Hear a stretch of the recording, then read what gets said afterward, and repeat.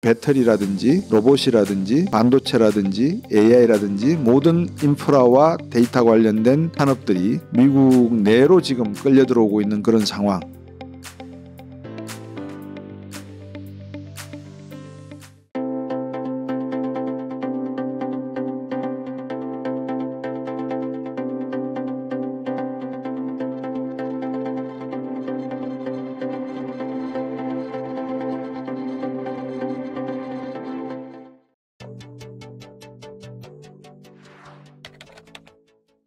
예, 곽수정입니다. 이 옹달 책방에서 자주 불러주셔서 자주 여러분을 옹달 책방을 통해서 뵙고 있습니다. 예, 반갑습니다. 그러니까 이제 6월 달이 끝났으니까 상반기는 끝났죠.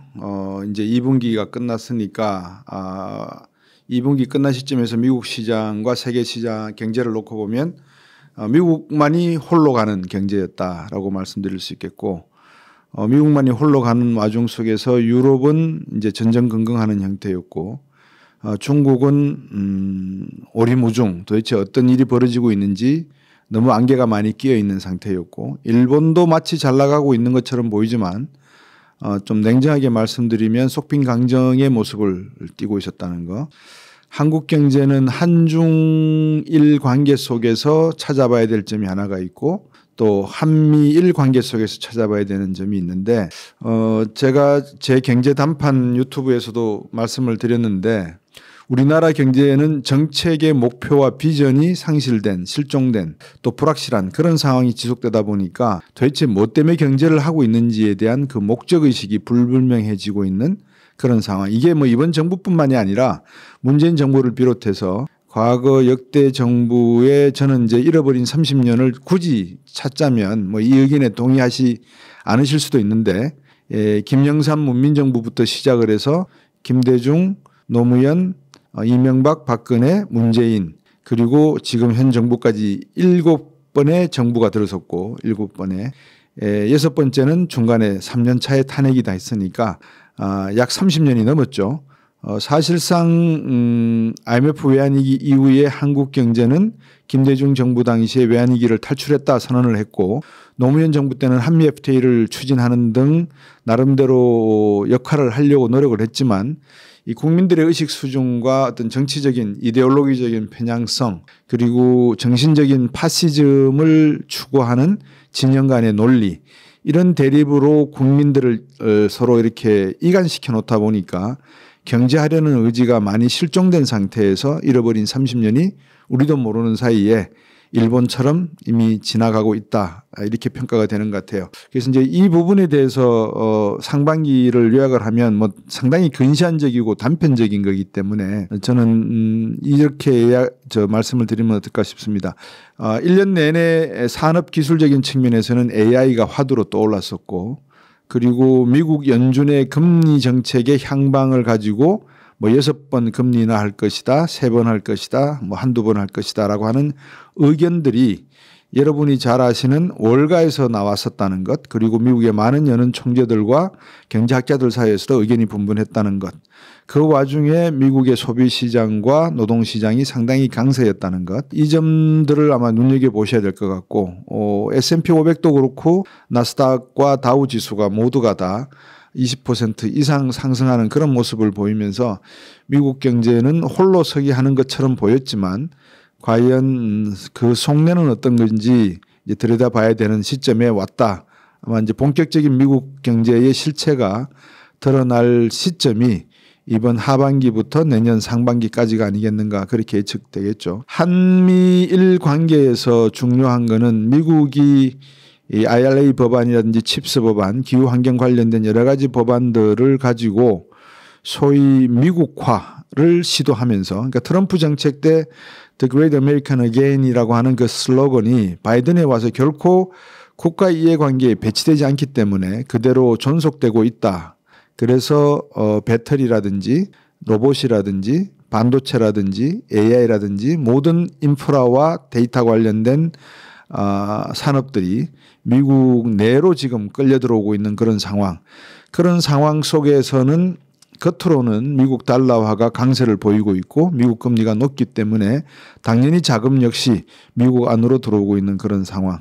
이제 그런 상황 속에서 미국 경제가 호황일 수밖에 없죠. 저번에도 말씀을 드렸습니다만 1분기에 기업들의 유보 자금, 현금성 유보 자금이 4조 1천억 달러라고 제가 말씀을 드렸고 가계도 약 3조 달러 자금을 가지고 있기 때문에 소비가 결코 줄 수가 없는 그런 상황이라는 거 말씀을 드렸고 자 이렇게 미국이 홀로 서기 하는 것처럼 보이는 와중에 과연 일본의 모습은 어땠는가를 들여다보시면 일본도 미국 따라서 하느라고 TSMC를 구마모토 현에다가 유치를 하면서 반도체 산업의 부흥을 부르짖고 있는 그런 상황이었지만 중요한 거는 지금 일본 달러 엔 환율을 보시면 161엔을 뚫고 지나가고 있기 때문에 제가 제 개인 경제 단판이나 또 뭐 다른 방송에서 하는 유튜브 채널에서 내가 누누이 강조드렸던 게 이면찬 박사님이 말씀하셨던 일본 엔화의 160에서 200엔 시나리오가 허튼 시나리오가 아니라는 점을 지금 확인하고 있는 상황이다. 그럼 이게 무슨 문제냐? 문제가 되는 게 일본은 뭐 일본 경제사에 대해서는 제가 전문가가 아니기 때문에 간략히 말씀드리면 1945년 히로시마 나가사키 원폭우로 두들겨 맞고 곧바로 재벌 해체에 들어갔습니다. 군정은. 왜냐하면 미쯔비시나 미쯔이 같은 이런 재벌계 기업들이 결국 군수산업을 일으켜서 2차 세계대전에 전범의 역할을 하는데 중요한 역할을 했기 때문에 이제 그런 점에서 재벌 해체에 들어갔다. 지금 일본의 기업 형태는 재벌 중심의 선단 형태가 아니라 각계격파하는 그런 형태다. 그중에서 도요타 또는 혼다, 닛산 같은 자동차 회사들이 이제 주축을 이루고 있는 것이고 반도체 시장은 거의 없고 그다음에 배터리 시장도 거의 없고 그렇지만 최근에 배터리도 파나소닉을 비롯해서 미국에 공장을 짓고 있는 그런 모습들을 보이면서 결국은 두 가지를 이제 알게 됐죠. 일본 같은 경우에는 엔화를 160엔을 뚫고 지나가도록 내버려 두고 있다는 것, 미 의회는 즉각적으로 환율 조작국으로 지정했다는 것. 그렇지만 미국은 그게 하나의 쇼일 가능성이 크다는 것, 어느 정도 일본 엔화의 약세를 놔두고 지켜볼 가능성이 크다는 것. 왜? 중국을 견제할 수 있는 국가가 상대적으로 일본이라는 점에서 미국은 그렇게 할 수밖에 없는 것 같습니다. 자, 그래서 이제 일본 경제는 겉으로는 상당히 부흥하는 모습이지만 많은 분들이 골프 여행도 일본으로 가서 골프 치고 오시듯이 그만큼 지금 일본의 엔화가 약세로 전환되고 있다는 것. 그러면 경기가 좋으니까 또 약세가 되니까 환율 부분의 문제는 금리에 영향을 미치지 않겠어요? 그러면 이제 일본 금리가 상대적으로 낮다는 의미가 되기 때문에 이런 고성장은 아니지만 지속적인 성장 속에서 인플레이션을 걱정한다면 금리를 올려야 되겠죠. 금리를 올리려고 하다 보니까 국가 부채가 GDP 대비 265%. 그럼 금리를 올리면 이자 비용 부담이 결국 만만치가 않죠. 265%입니다. 자, 그러다 보니까 일본 중앙은행이 돈을 찍어내든지 아니면 가지고 있는 자산을 팔든지 해야 되겠죠. 여러분께서 뭐 잘 아시는 제가 중언부언하는 것 같아서 조금 죄송은 한데 왜냐하면 제 경제 단판에서도 오늘 이 방송을 말씀을 드렸습니다. 상세하게. 다시 말씀드리면 1995년에 일본 부동산이 붕괴될 때 금리가 93년부터 상승하기 시작을 했거든요. 그때 일본 내부에 큰 경제적인 싱크홀이 생깁니다. 부동산 가치가 폭락을 해버리니까. 그 가치를 메운 게 해외에 투자되어 있던 자산을 다시 일본 본토로 가지고 오는 행동이었거든요. 그 과정에서 태국, 말레이시아, 인도네시아, 한국과 같은 신흥 개도국의 유동성 시장이 급격히 바닥을 보이면서 외환위기를 맞이했던, 그래서 아시아 외환위기의 단초는 중국 부동산 경기의 몰락이었다, 이렇게 보시면 어떨까 합니다. 그래서 지금 일본 경제가 만약에 중국이 2020년까지 팬데믹이 나기 전까지 미국의 재무성 채권을 약 1조 3천억 달러 들고 있다가 최근에 7천억 달러 정도로 한 6천억 정도를 팔아치웠습니다. 그거를 누가 대신 매수했냐 그러면 일본이 매수했거든요. 실리콘밸리 은행 사태 기억나시죠? 재무성 채권이 안전자산이라 생각하고 많은 미국의 은행들이, 지역은행들이 재무성 채권을 샀는데 금리가 오르면서 채권 가격이 폭락을 해버리니까 결국 환전을 해도 옛날 돈으로 받지를 못하잖아요. 그래서 이제 은행들이 뱅크런 사태를 직면하게 된 것. 똑같은 상황이 일본에서 벌어질 수가 있다는 것을 생각해 보시면 아실 겁니다. 그래서 일본 경제는 어떤 면에서 보면 거의 빚 좋은 개살구 형태일 수도 있다. 제가 뭐 일본을 디스하고 싶어서 디스하는 게 아니라 경제적인 관점에서 냉정하게 본다면 일본은 또 다른 하나의 위기를 잉태하고 있는 그런 가능성이 있어 보입니다. 중국을 말씀을 드리면 중국은 지금 양펀치를 맞고 있죠. 미국으로부터 관세, 유럽으로부터 관세, 보복 관세죠. 뭐 상계 관세라고 해야 되겠습니다. 그리고 지금 중국 위안화는 환율이 달러당 7.3위엔 정도 가고 있고, 제가 옹달 책방은 아닌 것 같은데 제 경제단판 유튜브 채널에서 몇 개월 전에 작년인 걸로 제가 기억이 납니다.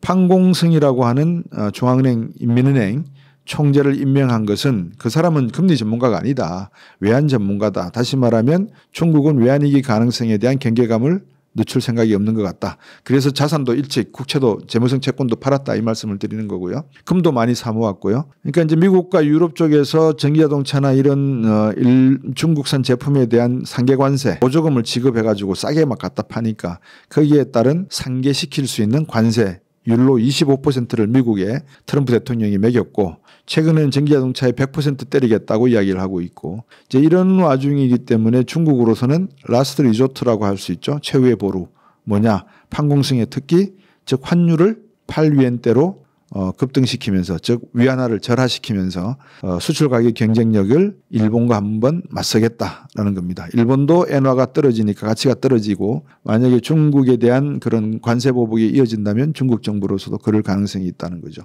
그러면 이제 문제는 한국 정부가 되겠죠. 우리나라 경제입니다. 한국 경제. 지금 환율이 원달러 환율이 달러당 1380원, 60원 뭐 그 사이 밴드에서 왔다 갔다 하는데 60원 본 지도 오래됐네요. 1380원, 뭐 1400원 거의 육박을 하는데 일본 위안화가 160엔을 넘어서고 있고 중국 위안화가 7.3위엔을 넘어간다면 수출 가격 경쟁력 면에서 한국 제품은 그렇게 큰 메리트가 없을 겁니다. 왜냐하면 우리나라는 일본이 중가부터 중고가의 제품을 생산해서 수출을 하고 있고 중국은 중가에서 중저가 제품을 만들어서 판매하고 있고 우리는 중중가에서 중고가 사이의 제품을 만들어서 판매하고 있으니까 우리의 실상 경쟁 상대, 수출 경쟁 상대는 일본이라고 해야 되겠죠. 근데 그 일본의 엔화가 저렇게 지금 약세로 가고 있는데 우리는 1,400원 가도록 놔두지를 못하고 있는 상황은 뭘까? 이제 이게 고민인 거죠. 1,400원으로 가게 되면 대한민국 경제는 상당히 위험해질 가능성이 있어 보입니다. 부동산 시장 PF 부실 대출 문제는 경제 내적인 문제니까 차치하고 수출적인 측면에서 놓고 보세요.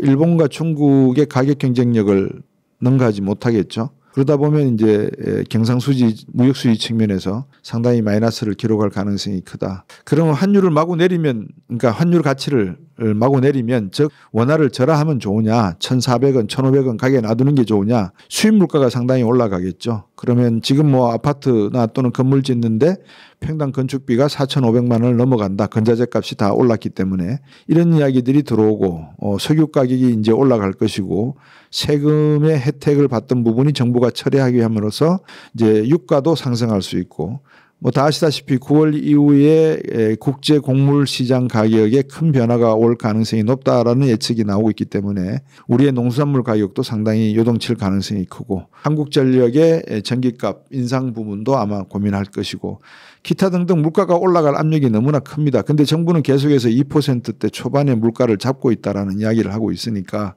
이게 제대로 된 이야기인지 아니면 심리적인 안정을 위해서 국민들을 상당히 좀 이렇게 안정시켜드리기 위한 정부의 대책인지 고육지책인지 모르겠습니다만 하여튼 우리나라 경제는 안팎으로 여러 가지 의미로 시달리고 있는 그런 경제였다. 상반기 동안에.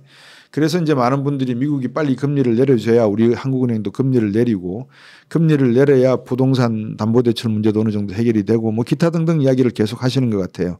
근데 최근에 발표된 두 가지 대척점의 정책들이 있어요. 하나는 정부가 주택 임대차 이자율을 주택담보대출 이자율이죠. 2%대 중반으로 처리하겠다라는 발표가 있었습니다. 또 한쪽은 25만 원씩 국민들에게 퍼주겠다고 이야기를 하고 있습니다. 이제 이 두 가지를 놓고 제가 말씀을 드리면 25만 원을 왜 주죠? 그리고 그 돈은 어디서 나죠?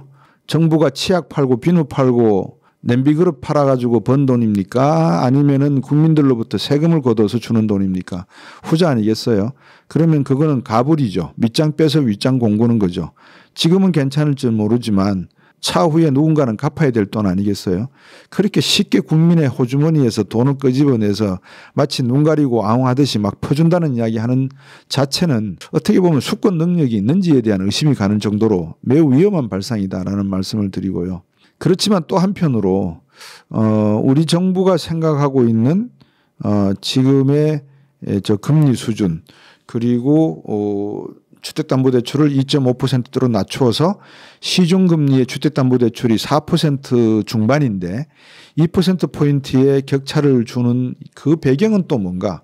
이 역시 세금이에요. 무슨 말씀이냐면 시중은행으로 하여금 너들 횡재세 안 때릴 테니까 그동안 팬데믹 때 취했던 수많은 이익을 너희들끼리 이런 표현이 좀 그렇습니다만 사내에서 잔치를 하는 거는 모르겠지만 국민들이 지금 고통스러워하니까 주택담보대출을 2% 중반 금리로 낮춰서 제공을 해라. 그게 바람직하지 않느냐. 그래야 또 내수가 살고 부동산 경기가 살지 않느냐라고 생각해서 쓰는 것이다. 그러면 이것도 눈 가리고 아웅이라는 거죠. 왜냐. 시중금리가 4.5%고 정부가 2.5%를 주면 그러면 은행은 2%포인트의 갭을 떠안아야 되는데 질문 드릴게요. 은행 자본가들이 이 세리들이 2% 금리 차이를 떠안을 정도로 그렇게 자비롭고 자애로운 사람들인가 하는 질문을 드리는 거예요. 아니죠. 그러면 그 2%는 누군가 또 메워줄 겁니다. 그 시중은행들에게. 누가 메울까요? 정부가. 어떻게? 세금으로. 그러니까 세금을 가지고 한쪽은 오른손 한쪽은 왼손으로 이렇게 할게 저렇게 할게 하면서 결국 부담을 다 미래 세대들에게 또는 국민들에게 떠넘기는 형태의 분배 정책을 쓰면서 선심 정책으로 전환하고 있다. 이걸 갖다가 민생 경제 살리기라고 한다면 이건 정말 사기다. 저는 그렇게 보여집니다. 그래서 대한민국 경제에서 지금 가장 큰 문제는 정부가 이 대한민국 경제를 어느 방향으로 끌고 갈지에 대한 정확한 목표의식이 없다는 것. 통화정책만 놓고 보더라도 한국은행, 중앙은행은 실업률과 물가 안정입니다. 정책 목표가. 그러면 우리나라 물가가 2%라면서요. 우리나라 실업률이 뭐 3. 몇 %라면서요. 그러면 금리 올릴 필요가 있나요? 금리 낮춰야죠. 근데 금리 안 낮추잖아요. 못 낮추잖아요. 그러니까 이런 형태의 정책은 통계 지표가 잘못됐으면 통계 지표를 바로 잡든지 예를 들어서 부동산 임대료를 갖다가 소비자 물가에 포함을 시킨다든지 뭔가 정책적 변화를 가져와서 제대로 된 시장의 신호를 참고해서 국가가 국민들에게 비전을 제시하고 이거를 따라갈 수 있는 경제적 심리적 어떤 환경을 조성해 주는 게 바람직할 것 같은데 지금 대한민국 경제는 그렇지 못하다는 점. 그저 눈 가리고 아웅하는 데만 급급했다는 것. 양쪽 다. 이거를 민생이라고 떠들기만 한다는 것. 민생 경제는 말이죠. 이런 이야기 하는 분들 잘 들어두십시오. 민생 경제는 적어도 10년 동안 열심히 기술 과학에 투자를 해서 새로운 세계적인 기술 개발과 과학 기술 개발을 해야지만 거기서 나오는 원천 기술과 특허 기술을 가지고 우리만의 제품을 만들어서 우리만의 커미션을 받아가면서 우리만이 제공할 수 있는 기술이 존재할 때 나오는 겁니다. 10년을 투자하지 않고서 어떻게 하루 만에 민생경제 그런다고 국회에서 떠든다고 민생경제가 나아집니까? 그런 법은 없습니다. 그래서 몽달 책방뿐만 아니라 많은 경제 관련 채널에서 나오셔서 경제 이야기하는 분들이 훌륭한 분들이 많이 계시는데 수박 겉핥기식으로 경제적인 지표를 가지고 해석하는 것도 매우 중요합니다. 그렇지만 좀 더 실속 있고 내속 있는 경제적인 단면을 잘라서 보여드리는 것도 중요한 것 같다. 그래서 제가 지금까지 말씀드린 걸 요약해드리면 대한민국 상반기 경제, 세계 상반기 경제를 놓고 보면 미국 홀로 잘 나갔다. 대한민국, 일본, 중국 경제, EU 경제 상당히 어려운 그런 경제 환경 속에서 지금까지 지탱해 오고 있었다. 그리고 만약에 그러한 경제 상황 속에서 일본 경제의 속빈강정은 무엇이고 중국 경제의 안개 속에 숨어있는 부실은 무엇이고 하는 내용은 제가 좀 전에 다 말씀을 드렸습니다. 중국도 부동산 문제고 부실 대출 문제고 그림자 금융 문제가 있다는 거. 3분기 고래동 공부 강의 모집 중이거든요. 네이버에 고래동 공부 치면 저희 홈페이지가 있어요. 여기서 7, 8, 9월 고래동 공부 3개월 동안 같이 하는 프로그램인데 심정석 소장님 보너스 강의가 추가가 됐습니다. 저희는 정말 많은 걸 다루거든요. 물론 코인도 강의하죠. 저는 이번에 코인 강의 해외거래소 사용법 위주로 강의할 건데 2번 합니다. 7월, 9월 2번 코인 거래소 쪽 할 거고요. 팽돌이님은 이분은 치과의사 분이신데 25억 비트코인으로만 25억 벌고 다른 또 알트코인으로 돈 많이 버셔서 원래 치과의사신데 졸업을 하셨어요. 네, 파이어족이시죠. 그래서 이제 뭐 시간 많다고 언제든지 불러달라고 뭐 그러시더라고요. 그래서 저희가 또 모셨습니다. 너무 폭발적인 반응이었어가지고 같이 코인 공부도 하고요. 그리고 부동산, 부동산 요즘에 난리지 않습니까? 부동산.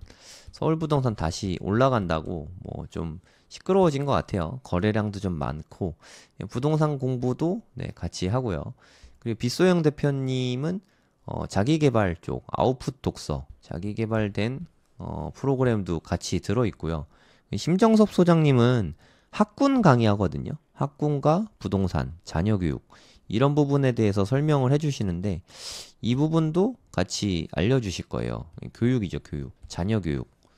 진짜 정말 거의 모든 거를 다 망라하는 강의거든요. 고래동 공부 프로그램만 잘 따라오셔도 다른 공부 특별히 많이 더 안 하셔도 충분할 것 같아요. 이것만 해도 충분히 많거든요.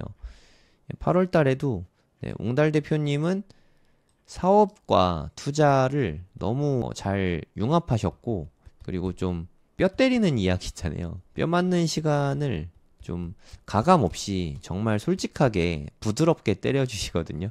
그래서 웅달님 강의를 들으면은 무언가 되게 하고 싶은 게 많아집니다. 네. 정말 또 기대되는 강의예요. 8월 달에 하시는데 너무너무 기대가 됩니다. 그리고 요즘에 주식 쪽은 AI가 난리잖아요. AI 요즘에 저 이호석 대표님 컨텐츠 되게 많이 보고 있는데 와 저보다 더 부지런하시더라고요. 그러니까 진짜 이분은 거의 안 주무시는 것 같아요. 뭐 진짜 대단하십니다. 컨텐츠도 되게 많이 만드시고 또 저는 양은 많이 하지만 사실 뭐 질이 엄청 뛰어나다라고 말씀드릴 수가 좀 그러긴 좀 부끄러운데 이호석 대표님은 양도 많은데 질도 되게 좋더라고요. 그 인사이트를 직접적으로 배울 수 있는 시간이죠. 다 줌으로 실시간 강의하거든요. 이럴 때가 아니면 네, 제가 또 언제 이호석 대표님을 만나서 이렇게 질의응답할 시간이 있겠습니까? 여러분들도 고래동 공부 오시면 같이 이야기 나눌 수 있습니다. 그리고 일반 직장인이신데 비트코인 투자로 네, 부를 많이 이루셨죠. 네, 호필님도 오십니다. 원래 이분은 공기업 다니시는 직장인이세요. 직장인. 네, 지금도 직장 다니고 계십니다. 직장인 분들이 가장 좀 좋아하는 강의죠. 가장 현실적인 강의고 보통 다른 분들은 사업이랑 같이 하니까 네, 현금이 원래 많아서 잘 됐을 수도 있잖아요. 근데 호필님은 직장인으로 정말 조금씩 늘 모아가지고 그걸로 힘들게 처음에 1억 모아서 투자한 이야기도 들려주시고 했는데 정말 눈물 나는 투자 끝에 네, 지금 좀 성취를 많이 이루셨죠. 네, 그래서 앞으로 이제까지 해온 것과 앞으로 어떻게 해야 되는지 이런 부분들에 대해서 아주 상세하게 말씀해 주실 거예요. 네, 빗 대표님이 또 독서 모임과 자기계발 쪽 이끌어 주실 거고요. 네, 그리고 우리 부동산 이야기 하잖아요. 네, 남이사님은 또 가장 현실적인 방법을 많이 제시해 주시죠. 지난달에 보너스 특강으로 남이사님이 나와서 강의해 주셨는데 정말 열광의 도가니였어요. 강의 자체도 너무 재밌고 현실적이고 그래서 이제는 진짜 현실적으로 부동산 투자를 어떻게 해야 되는지 가르쳐 주겠다 하면서 끝났거든요. 네, 그 후속편이 이제 9월 달에 남이사님이 강의를 해주십니다. 남이사님이 이런 얘기를 하시더라고요. 그러니까 내가 가진 현금이 현재 얼마든 상관이 없다. 네, 누구나 부동산 투자를 할 수 있다. 이 비법을 알려주신다니까 네, 저도 기대가 많이 됩니다. 기회 되시는 분들은 신청해 주시면 감사하겠습니다.